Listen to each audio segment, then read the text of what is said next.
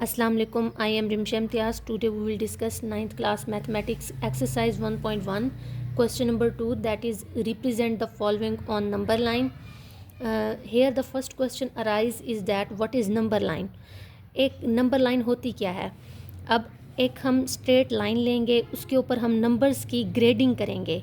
ऐसी लाइन जिसके ऊपर नंबर्स की ग्रेडिंग की गई हो उसे हम नंबर लाइन कहते हैं.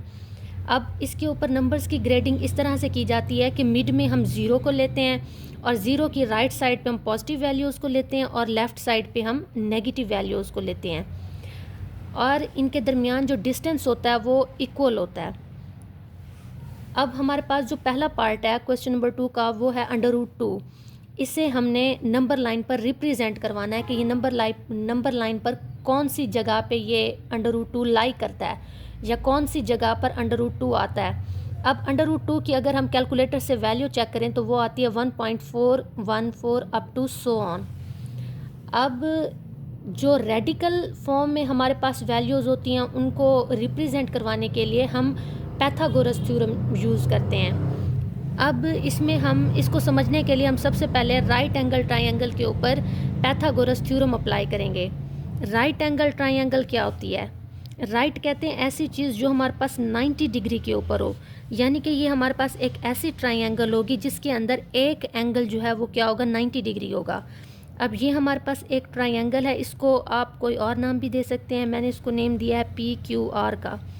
अब इस ट्रायंगल के अंदर एटलीस्ट वन एंगल जो होगा ना वो हमारे पास 90 डिग्री होगा. इसको हम D से भी अगर चेक करें तो ये हमारे पास इसमें एक जो एंगल है वो हमारे पास क्या है 90 डिग्री.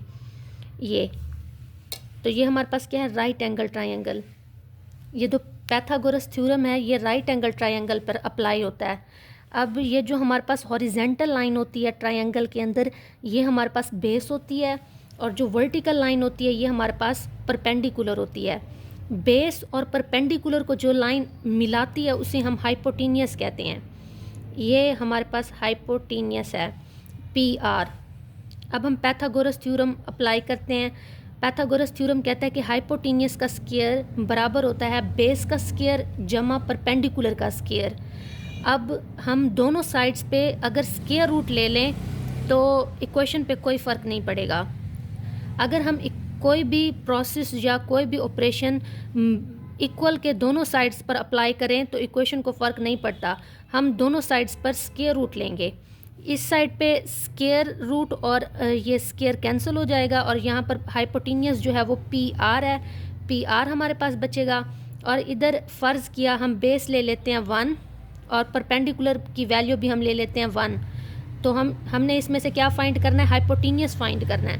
अब बेस की वैल्यू पुट करें 1 बेस का स्क्वायर था तो ये हो जाएगा 1 का स्क्वायर, और परपेंडिकुलर की वैल्यू भी हमारे पास 1 है तो ये परपेंडिकुलर का स्क्वायर था तो ये हो जाएगा 1 का स्क्वायर. ये ऊपर आ जाएगा √. अब 1 का स्क्वायर लें तो वो 1 आता है, तो ये हमारे पास 1 + 1 = 2, और ये हमारे पास क्या आ गया √2. अब ये जो हाइपोटेनियस हमारे पास बनी है ये हाइपोटेनियस किसके बराबर है √2 के. अब हम नंबर लाइन के ऊपर इस तरह की एक ट्रायंगल ड्रा करेंगे. ट्रायंगल ड्रा करने के बाद हाइपोटेनियस की लेंथ के अकॉर्डिंग हम एक आर्क ड्रा करेंगे और वही हमारे पास इक्वल होगी 1.414 के. अब हम सबसे पहले नंबर लाइन के ऊपर बेस लेते हैं 1 की, क्योंकि अगर हम बेस 1 और परपेंडिकुलर भी की वैल्यू भी 1 लेंगे तो हाइपोटेनियस की वैल्यू हमारे पास √2 आएगी. अब हम ये नंबर लाइन के ऊपर बेस की वैल्यू लेते हैं. ये हमारे पास 1 हो गई. ये हमारे पास बेस हमने यहाँ पे राइट एंगल ट्रायंगल ड्रा करनी है. ये हमारे पास हो गई 1. अब हम इसके ऊपर एक परपेंडिकुलर ड्रा करते हैं, उसकी भी जो वैल्यू है वो क्या है 1. ये हमारे पास क्या है 1. इसको हम मिला लेंगे. अब हम D से चेक करेंगे कि ये एंगल 90 डिग्री है या नहीं है, क्योंकि हमने राइट एंगल ट्रायंगल बनानी है ना. तो ये आप देखें ये हमारे पास 90 डिग्री एंगल है. ये लाइन 90 डिग्री को रिप्रेजेंट कर रही है. अब हम इन दो पॉइंट्स को आपस में मिला लेंगे. इसको हम कोई नाम देते हैं, इसको हम A, B और C का नेम दे देते हैं. अब इसमें बेस भी हमारे पास 1 है, परपेंडिकुलर भी हमारे पास 1 है। अब इसमें ये देखना है कि हाइपोटेन्यूस हमारे पास क्या होगा, वो हम पाइथागोरस थ्योरम के ज़रिए कैलकुलेट कर चुके हैं। उसकी वैल्यू हमारे पास क्या आई है, √2। तो ये हमारे पास क्या है, √2। अब हमने नंबर लाइन के ऊपर इसको ड्रा करना है, तो हम इसकी लेंथ के अकॉर्डिंग हम ये पुट करेंगे इस तरह से। ये देखें, ये हमने पुट की। अब हमने ये इस तरह से एक आर्क ड्रा करेंगे। ये जो नंबर लाइन के ऊपर जिस पॉइंट के ऊपर ये कट करेगी उसको हम लेट्स सपोज कोई भी नाम दे देते हैं। मैं इसको आर का नाम दे देती हूँ। और ये बराबर हमारे पास किसके है, √2 के। ये नंबर लाइन के ऊपर हमने इसको रिप्रेजेंट किया है √2 को। जो हमारे पास जज़र वाली वैल्यूज़ होती हैं या रेडिकल वाली वैल्यूज़ होती हैं, हम उनको पाइथागोरस थ्योरम के थ्रू नंबर लाइन के ऊपर रिप्रेजेंट करते हैं। अब हम पार्ट 2 देखते हैं इसका। पार्ट 2 हमारे पास है √3। हमने √3 को रिप्रेजेंट करवाना है नंबर लाइन के ऊपर। सबसे पहले हम कैलकुलेटर से √3 की वैल्यू फाइंड करेंगे। वो हमारे पास अप्रॉक्सीमेटली इक्वल होगी 1.73 अप टू सो ऑन। हमने एक नंबर लाइन ड्रा करनी है, उसी तरह से उसके ऊपर नंबर्स की ग्रेडिंग करनी है। मिड में हम 0 पॉइंट लेंगे, राइट साइड पे हम पॉजिटिव वैल्यूज़ लेंगे और लेफ़्ट साइड पे हम नेगेटिव वैल्यूज़ लेंगे। इसमें नंबर लाइन के ऊपर एरो का मतलब है कि ये वैल्यूज़ कंटिन्यू हैं इन्फिनिटी तक। ये वैल्यूज़ यहाँ पे स्टॉप नहीं हो रही बल्कि कंटिन्यू हैं इन्फिनिटी तक, पॉजिटिव भी और नेगेटिव भी। अब हमने √3 को रिप्रेजेंट करवाना है नंबर लाइन पे। इसमें √2 तक तो हम पार्ट 1 की तरह सारा प्रोसीजर करेंगे। उसके बाद हम एक और ट्रायंगल ड्रा करेंगे। वो जो पहली ट्रायंगल होगी उसके हाइपोटेन्यूस को हम एज अ बेस कंसीडर करेंगे। जैसे हम सबसे पहले √2 की ट्रायंगल ड्रा करते हैं, उसके बाद हम √3 की तरफ जाएंगे। सबसे पहले हम इसमें √2 के लिए ये जो हमने 2 सेंटीमीटर वैल्यू लिया, ये हमारे पास 1 के बराबर है। √2 सेंटीमीटर की जो वैल्यू है इज़ इक्वल टू 1। अब इसमें हमने क्या करना है कि 1 यूनिट मतलब बेस लेनी है। ये हमारे पास बेस हो गई, 0 से हमने ड्रा करना है। ये हम √2 की ट्रायंगल बना रहे हैं पहले। उसके बाद हम परपेंडिकुलर ड्रा करेंगे, वो भी हम 1 यूनिट लेंगे परपेंडिकुलर। ये हमने 1 यूनिट परपेंडिकुलर लिया और फिर हम ट्रायंगल बनाएंगे। ये हम पिछले पार्ट में देख चुके हैं कि अगर बेस भी 1 हो और परपेंडिकुलर भी 1 हो तो हमारे पास जो हाइपोटेन्यूस होता है वो √2 होता है। अब ये जो √2 है, अब अगर हम इस √2 को जैसे अब इस ट्रायंगल के अंदर देखें, अगर इस √2 को हम बेस कंसीडर करें और इसके ऊपर एक और ट्रायंगल ड्रा करें, लाइक ये जो पहली ट्रायंगल का हाइपोटेन्यूस था इसको हमने बेस कंसीडर किया दूसरी ट्रायंगल के अंदर, इसी के ऊपर हमने दूसरी ट्रायंगल ड्रा करनी है। लाइक √2 के लिए हमने एक ट्रायंगल जो ड्रा की थी वो इस तरह से थी ना, 90 डिग्री का एंगल था। तो हमने कहा था कि जो हाइपोटेन्यूस होगा वो हमारे पास क्या होगा, √2 के इक्वल। अब हमने एक और ट्रायंगल ड्रा करनी है क्योंकि हमने √3 को नंबर लाइन के ऊपर रिप्रेजेंट करवाना है। अगर हम इस हाइपोटेन्यूस को बेस कंसीडर कर लें और इसके ऊपर एक और ट्रायंगल, एक और परपेंडिकुलर ड्रा करें ये 90 डिग्री के ऊपर, तो ये जो हाइपोटेन्यूस की ये वाली जो वैल्यू होगी ना, इसकी अब हम वैल्यू फाइंड करते हैं। ये अब इस ट्रायंगल की हम वैल्यू फाइंड करते हैं कि बेस हमारे पास √2 हो, परपेंडिकुलर उसके ऊपर ड्रा करना है 1 यूनिट, तो उसका हाइपोटेन्यूस क्या होगा। अगेन हम पाइथागोरस थ्योरम इसके ऊपर अप्लाई करेंगे। पाइथागोरस थ्योरम कहता है कि हाइपोटेन्यूस का square is equal to base square plus perpendicular का स्क्वायर। अब ये सारे स्क्वायर फॉर्मेट में हैं। हम इक्वल की दोनों साइड्स पे अगर हम स्क्वायर रूट ले लें तो ये स्क्वायर रूट और स्क्वायर आपस में कैंसिल हो जाएंगे और इधर स्क्वायर रूट आ जाएगा। अब इसमें बेस हमारे पास क्या है, सेकंड ट्रायंगल के अंदर, हम फर्स्ट ट्रायंगल की बात नहीं कर रहे, इसमें हम सेकंड ट्रायंगल की बात कर रहे हैं। अब सेकंड ट्रायंगल में ये जो वैल्यू है वो हमारे पास है √2, तो बेस की जगह पे हम लिखेंगे √2, बेस का स्क्वायर है तो √2 का स्क्वायर। अब इसमें परपेंडिकुलर की जो वैल्यू है वो हमारे पास है 1, तो हम इसमें लिखेंगे 1 का स्क्वायर √। उसी तरह से अब इसमें √ और 2 आपस में कैंसिल हो जाएगा, तो यहाँ हमारे पास बाकी बचेगा 2। और यहाँ से हम 1 का अगर हम स्क्वायर लें तो हमारे पास वैल्यू आएगी 1। अब 2 + 1 हमारे पास बराबर है 3 के, तो हाइपोटेन्यूस की वैल्यू हमारे पास आ गई √3। इट मीन्स कि ये जो सेकंड ट्रायंगल का हाइपोटेन्यूस है वो हमारे पास क्या है, √3। अगर हम बेस √2 लें और परपेंडिकुलर 1 लें तो हाइपोटेन्यूस हमारे पास क्या होगा, √3। अब नंबर लाइन के ऊपर हमने उसी तरह से पहली एक ट्रायंगल ड्रा करनी है √2 के लिए। अब हम √3 के लिए एक और ट्रायंगल इसके ऊपर ड्रा करेंगे। अब सेकंड ट्रायंगल के अंदर ये जो है ये हमारे पास क्या करेगी, बेस के तौर पर एक्ट करेगी। अब इसमें हम परपेंडिकुलर ड्रा करते हैं, 1 यूनिट का परपेंडिकुलर ड्रा करते हैं, ये यहाँ पे आएगा। अब हम इसको मिला लेंगे ये 90 डिग्री के ऊपर। अब ये जो हमारे पास है ये हमारे पास होगी √3। अब इसको हम कोई नाम दे देते हैं, लाइक A, B और ये हमारे पास है C। अब AC की जो वैल्यू है वो हमारे पास किसके बराबर है, √3 के। अब हम प्रकार से √3 ड्रा करेंगे। ये हमारे पास है ये इस तरह से, ये √3 लेंथ के अकॉर्डिंग हम एक आर्क ड्रा करेंगे। ये हमारे पास आएगी इधर।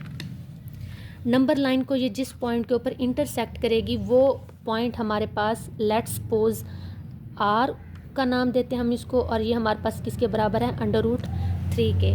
तो इस तरह से हमने √3 को नंबर लाइन के ऊपर रिप्रेजेंट किया। सबसे पहले हम √2 की तरह एक ट्रायंगल ड्रा करेंगे, फिर उसका जो हाइपोटेन्यूस होगा उसको हम एज अ बेस कंसीडर करेंगे सेकंड ट्रायंगल के अंदर, और परपेंडिकुलर ड्रा करेंगे 1 यूनिट का। तो पैथागोरस थ्योरम के अकॉर्डिंग उसकी जो हाइपोटेन्यूस है वो √3 के बराबर होगा। हमने प्रकार से √3 लेंथ की एक आर्क ड्रा करनी है। नंबर लाइन को वो जिस पॉइंट के ऊपर कट करेगी वो हमारे पास क्या होगा, √3 की नंबर लाइन के ऊपर रिप्रेजेंटेशन। अब इसकी वैल्यू जो 1.73 थी ये हमारे पास 2 से कम है और 1 से ज़्यादा है, तो आप ये देखें ये 1 और 2 के दरमियान लाई कर रही है। अब हम क्वेश्चन नंबर 2 का पार्ट 3 देखते हैं। पार्ट 3 हमारे पास है 4 सही 1/3। अब इसके अंदर सबसे पहले हमने ये देखना है कि ये जो वैल्यू हमें गिवन है क्वेश्चन के अंदर वो पॉजिटिव है या फिर नेगेटिव है। अब 4 सही 1/3 ये हमारे पास एक पॉजिटिव वैल्यू है। अब इसका मतलब है कि ये नंबर लाइन पर राइट साइड पे कहीं ना कहीं लाई करेगा। तो 0 की जो राइट साइड पे वैल्यूज़ होती हैं वो हमें पता है कि पॉजिटिव होती हैं। अब 4 सही 1/3 मीन्स 4 तक तो कंप्लीट। अब 1/3 नेक्स्ट हमने जो हमारे पास वैल्यू आएगी 4 और 5 के दरमियान कहीं ना कहीं ये लाई कर रही है। अब 4 और 5 के दरमियानी हिस्से को हम 3 पार्ट्स में डिवाइड करेंगे। इसको हम 3 पार्ट्स में डिवाइड करते हैं, ये 1, 2 और ये 3। अब हमने जो वैल्यू रिप्रेजेंट करवानी है वो है 1/3, 4 कंप्लीट, और बाकी जो नेक्स्ट हमारे पास है अगले हिस्से के 3 पार्ट्स करने हैं और उसमें से पहला पार्ट, यानी कि इसको हम जो पहला पार्ट है इसको हम एक्सटेंड करेंगे। हम इसको नाम दे देते हैं R का, और ये हमारे पास क्या है 4 सही 1/3। तो इस तरह से हमने नंबर लाइन के ऊपर इसको रिप्रेजेंट करवाना है। नेक्स्ट हमारे पास पार्ट है क्वेश्चन नंबर 2 का, -2 × 1/7, -2 सही 1/7। इसका मतलब है कि ये जो हमारे पास वैल्यू होगी ये नंबर लाइन के ऊपर लेफ़्ट साइड पर कहीं ना कहीं लाई करेगी। 2 सही 1/7 मतलब ये वैल्यू 2 से तो बड़ी है लेकिन 3 से हमारे पास क्या है, छोटी है, यानी कि ये 2 और 3 के दरमियान कहीं ना कहीं हमारे पास लाई करेगी। तो हमने कितने पार्ट्स बनाने हैं, 2 और 3 के दरमियान 1/7 जो बटे के नीचे रकम होती है हमने उतने पार्ट्स बनाने होते हैं। तो हाँ, इसके नीचे हमारे पास है 7, तो हम -2 और -3 के दरमियान 7 पार्ट्स बनाएंगे। पार्ट्स बनाते हैं 1, 2, 3, 4, 5, ये 6 और ये 7।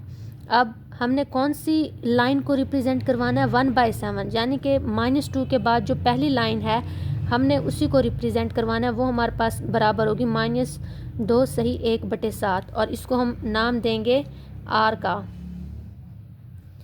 ये इस तरह से -2 से 1/7 को हमने नंबर लाइन पर रिप्रेजेंट करवाना है।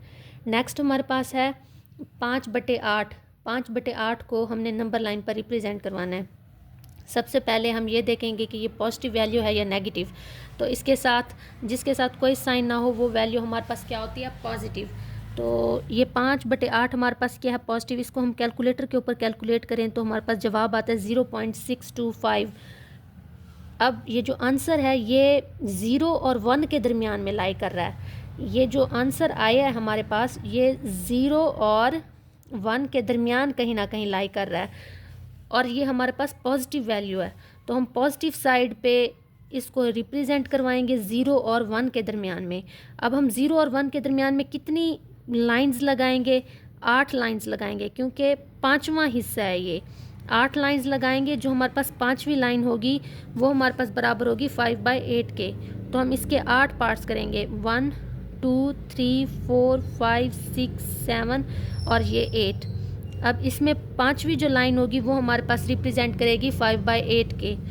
ये 1 2 3 4 5 इसको हम थोड़ा एक्सटेंड कर देंगे, इसको हम नाम देंगे R का, और ये हमारे पास किसके बराबर होगी, 5/8 के। नेक्स्ट हमारे पास है 2 से 3/4। अब सबसे पहले हमने सैम्बल देखना है कि ये आया कि पॉजिटिव वैल्यू है या फिर नेगेटिव वैल्यू है। तो जिसके साथ कोई सैम्बल ना लगा हो इट मीन्स कि वो हमारे पास क्या है, पॉजिटिव वैल्यू। और ये हमने देख लिया कि ये हमारे पास नंबर लाइन के ऊपर पॉजिटिव साइड पे यानी कि 0 की राइट साइड पे कहीं ना कहीं लाई करेगी। अब ये कहाँ पे लाई करेगी, ये 2 और 3 के दरमियान में लाई करेगी, क्योंकि 2 सही 3/4 2 कंप्लीट है। 2 के अलावा हमारे पास क्या है, नेक्स्ट हमने 4 पार्ट्स करने हैं, उसमें से जो थर्ड लाइन होगी वो हमारे पास रिप्रेजेंट करेगी 2 से 3/4। ये जो वैल्यू है ये 2 और 3 के दरमियान में कहीं ना कहीं लाई करेगी और ये पॉजिटिव वैल्यू होगी। तो हम 2 और 3 के दरमियान में 4 पार्ट्स करेंगे, 2 पॉजिटिव वैल्यू, ये 1 ये 2 ये 3 और ये 4, ये 4 पार्ट्स हो गए। हमने कौन से पार्ट को रिप्रेजेंट करवाना है, 3 पार्ट को। तो 1 2 3 इसको हम एक्सटेंड कर देंगे, इसको हम नाम दे देंगे R का, और ये हमारे पास बराबर होगी 2 सही 3/4।